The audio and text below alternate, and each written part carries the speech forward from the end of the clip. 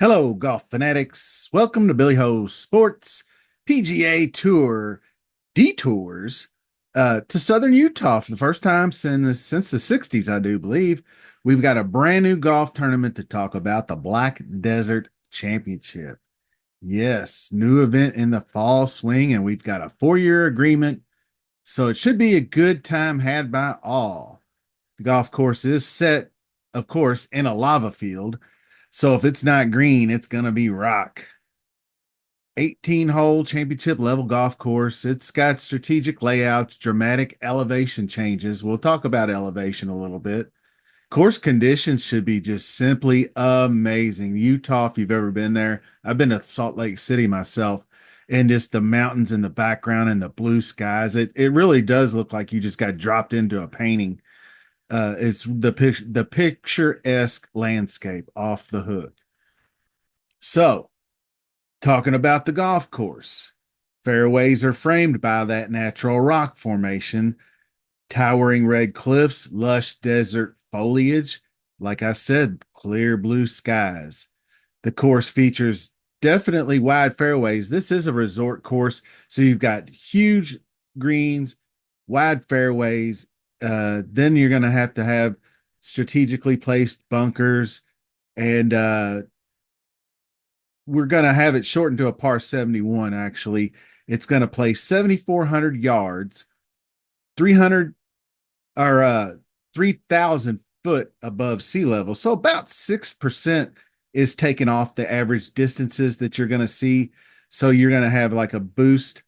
So, like I said, 7,000 square foot bent grass greens that are usually this is a POA type area. So they went to special care to get bent grass greens on this golf course.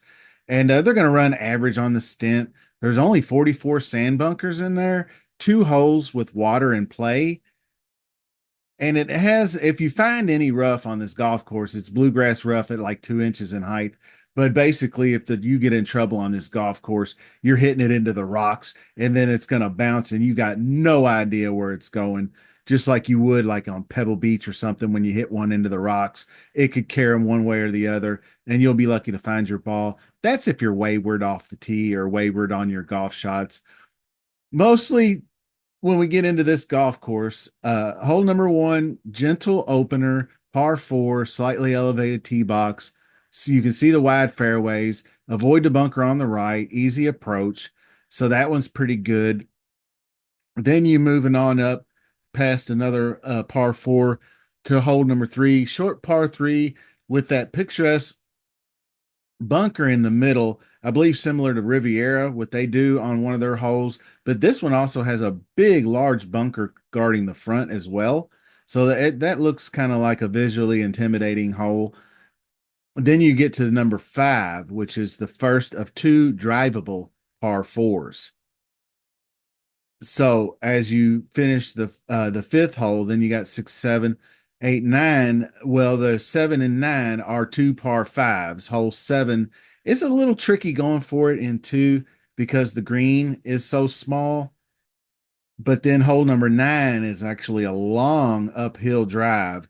So only the longer hitters are probably going to be the ones going in two on this one.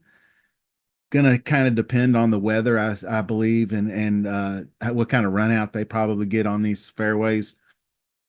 But they are cutting them, I believe, to the north. They're cutting them in a certain direction, the fairways. Sometimes that if the grain's going against you, the ball won't roll as much. And that they do that at Augusta to where they cut it against you to eliminate rollout. So anyway, up to the signature 13th hole, which is aptly named the Dragon's Tail. And it's a converted par four or converted par five into a par four that water all the way on the left fairway snakes around a series of jagged lava rocks. High risk, high reward to drive that green. And then you have uh finishing hole number 18, par four, sweeping fairway, bordered by a deep ravine on the left. The approach is uphill to a green with a big false front, and you definitely do not want to miss right. So while the front nine offers more traditional desert style holes, wide open fairways and the views. The back nine winds its way through more rugged terrain, tighter corridors, elevated tees. So when we get into Fantasy National, we need to come up with what we think will play well here. I don't think accuracy is going to be that much of a problem for most. Players are going to club down to find fairways because they're still getting that elevation boost in distance. It's a resort course, so players are going to eat this week. They're going to eat par fives, two drivable par fours. This is going to be a high risk players who score type of golf course. And with a Tom Weiskopf design, you can look at players who like play well at TPC Scottsdale during the waste management. But just an FYI on players, Kevin Yu, last week's big winner after Keith Mitchell choked it on 18, won. So he's WD'd this week. Emilio Grillo is WD. Parker Cootie, the other Cootie, is out. So you do need to keep an eye on these things because last week we had a bunch of guys that ruined our weeks or ruined some of our weeks. I didn't have any JJ Spawn, but after he finished his first round, he WD'd. So he was pretty highly owned, like 19-20%. And then you had Taylor Montgomery, a guy I like, and Chad Ramey both WD'd before or during their second round of the Sanderson Farms. So we get into the modeling. My first model, as you can see, we get over here into Fantasy National, is a lot of scoring, DK points, greens gained, birdie or better gained. I believe I've got opportunities gained on my mixed condition model. So Eagles, DK points. I wanted greens gained, tee to green, par four scoring, things of that nature. I always do a little par four scoring when it's anything less than a par 72. And that's even though you have the two drivables. And so I want a tee to green game because you do have the two drivable par fours plus three more par fives. So that's five holes right there that they're going to be technically kind of going at it a shot earlier than regulation. So you're going to find them around the green. I don't know what the around the green's going to look like. Some of these greens are shaved and some of them are kind of tiered on higher levels. So chipping could be a bit tricky. So I'll look at that as a separate stat later on, but I just wanted to get into the scoring and the models and what I did with the mixed condition model. Just want to show you really quickly. I did a little bit more on driving. I didn't put any percentage on driving distance, but I did just categorize it if you wanted to look at the model. But I threw in a couple of buckets, wedge type stuff. Last 24, last 2 months. I always like to include last 2 months when I do like recent rounds because I want recent form. I don't want somebody's 24 rounds stretching back into like March or something because they didn't play a couple of tournaments or didn't play, they weren't qualified to play. So sometimes that can be deceiving. But I got a whole bunch of bent putting stats going back 75 rounds. So I went 75, then I went 50, then I went 36, then 24. Then I started categorizing the last 24 into just your birdie buckets, which was 5 to 10, 10 to 15, 15 to 20. Then I went 25 plus. And you can see guys like Justin Lower uh shows up, Monty, obviously Montgomery. You have to be careful with Monty. He's only 6,700. That's a great price for Taylor Montgomery. This course should suit him pretty well, I would think. Ben Coles is popping, so I'm going to keep an eye on Ben Coles. Now, getting back over, this is the main model, and I did last 2 months, like I said, and it doesn't matter whether it's 50, whether what you got it set on, as long as you got your time frame set right, you're good to go. So with a scoring affair, Keith Mitchell almost won this golf tournament last week. We'll have to keep an eye on his ownership. He was definitely went unowned because of his recent history there, but it's history until you make it. And Keith Mitchell almost made his own history there. Seamus Power was the guy I went with that was under him, and he was pretty competitive. I thought he'd do better than that. I'm not so sure he'll make it this time because I like to rank my models, my model rank with my mixed conditional model just to see. And everybody mentions Bo Hostler, who was lost in the playoff. And that Dumpy Bo almost got him one. That guy seems so close. Dude like Patrick Fishburne, I'll probably look at a little bit more. These guys are really good. I'm not so sure about Jaeger Bombs this week. He's really not modeling out well at all, you can see. But sometimes form doesn't matter when it comes to these guys. Like I did last week, I kind of just trusted the talent when it came to him. But this is a completely different golf course. So a guy like Lucas Glover, a little more precise, a little more accurate off the tee, a better ball striker, a guy who's improved on the putting. Chan Kim showing up, not so much in the mixed condition, but you can see Thor Bjornsson, guy I played a lot of last week. I'll just play him on pure talent. Now, JJ Spawn, we will have to keep an eye on him. He looks like a really, really good course fit here, but we don't know what his issue was as far as why he WD'd, back injury or whatever. So just keep a close look on that. But here's lower. He came eighth in the model, first in the mixed condition. He's definitely a guy I'm going to be interested in. I'll be curious to see if this model pans out. The only thing he has a major problem with is his driver, but I'm hoping driving isn't going to be as important. He's really good on approach, really good scorer. You can see a guy that's number one in birdie or better and DK points over the last couple of months. That's really important. Patton Gazire, recent winner, he lines up really good and do believe he's local. I was reading an article in PGA Tour Communications. So if you're looking for local Utah type guys, I believe he's in that neighborhood, uh, looking to keep momentum. I can't say for sure. I thought he was more of a Texas guy. I might have misread that as part of just him being in the article itself. So don't take that for any kind of certainty. That could be fake news. Anyway, Alex Smalley, he's a guy that it just looks good on paper, but he always seems to put himself out of a golf tournament. So we'll have to see what he's working with as far as putting goes. Mark Hubbard went the wrong way, kid. He was part of a really, really good 6 of 6 I had at Sanderson Farms, and he was the Achilles heel.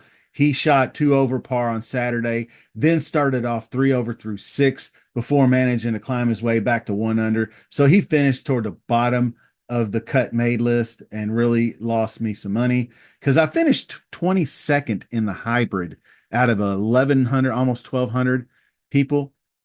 I was like sixth at the halfway point with my 6 of 6. I had like guys like Power. I had like Springer, who was 1.6%. A lot of guys finishing pretty high up. Just didn't get there for me, but it happens. Ben Coles, I'll have interest in. Pearson Cootie, I played him last week and I think he missed the cut on me. He was one of the few guys that I had that missed the cut, but I might just go right back to him because he's not a guy I think the talent is there. Champ missed the cut at the Sanderson Farms for the first time ever. So, it happens. I played Champ just on pure unadulterated. He's won this tournament and he's never missed a cut and he comes to play here. This is where he shows up. So he didn't work out.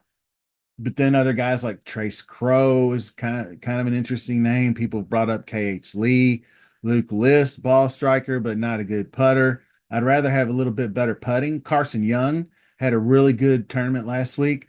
Not modeling out all that great, but I think that's because his recent form's not been all that good. So we'll have to look into him. Carson Young and Dylan Wu are kind of like almost two peas in a pod for me. I feel like they're similar skill sets, but one's a little better putter and one's a little better iron player. So that's kind of how I distinguish the two. Like Carson Young's a little better off the tee, but I feel like Wu's a little better. You can see he's better in greens gained. But you can see how god awful the stats are coming into this. So they're going to be a little bit more interesting. His Satoon Say is a good looking golfer. He's seventh in the model. Let's see, panning further down, I put Roger Sloan. He's fourth in a mixed condition. He's a guy that could get hot, really good on par fours. When you get down here to these, you just really want to look for a guy that's like top 5 in something. So Sung Yul No, I think, is out. I can't say for 100% sure. I know there was a few guys that I didn't say. Will Gordon had a resurgence last week. He played pretty well. I don't know. I don't know if he's quite finding a course fit this week's going to be tough. So if you go all the way down to the 6K range, there's really nobody down here that really sparks my interest uh as far as any of these guys go. And you probably don't even have to go there. Gosh, excuse me. So that tells me one thing. We need to wrap this thing up. I'm going too long. I'm making myself yawn. Sorry about that, folks. But this is the contest. Here's the weekly NFL contest that I'm getting a pretty decent turnout in. That's coming up this weekend, every Saturday. $3 entry fee. I do 75. This time around for the PGA, I'm doing top two paid because we are really not getting enough people in this in the fall swing. Like I said, there's Griot, big fat Audi 5000. I just started at Patrick Rogers and clicked six names and then just pick two at the bottom. So this is just a made up lineup for real. I don't like Patrick Rogers. Obviously, people like Patrick Rogers. What did he do last week? Now, he does seem to show up on super easy courses. So maybe he shows up this week. But you would figure Sanderson Farms was a super easy course. But anyway, this is just we're gonna clear this and just do a couple of different strategy builds. So first we're gonna start with stars and scrubs. And we're gonna say, well, Keith Mitchell, you're gonna redeem yourself, big fella. So where do you want to go from there? Let's just go big little.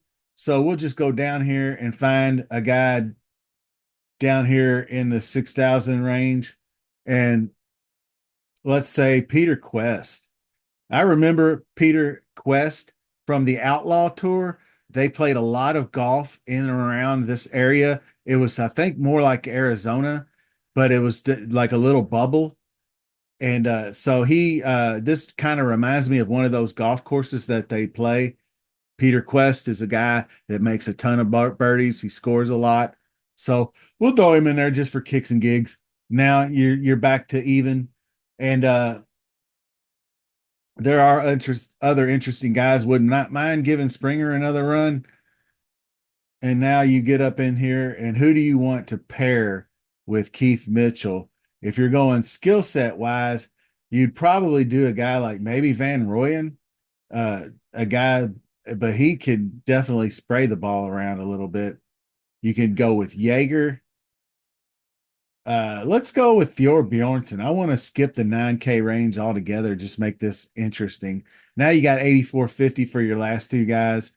So you can pretty much screw around in here if you want to trust that maybe Berger's finally found his groove.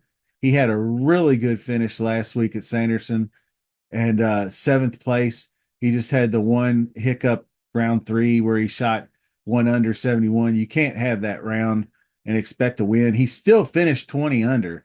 So if he would have just shot his typical 67, he would have won the golf tournament. But ifs and buts.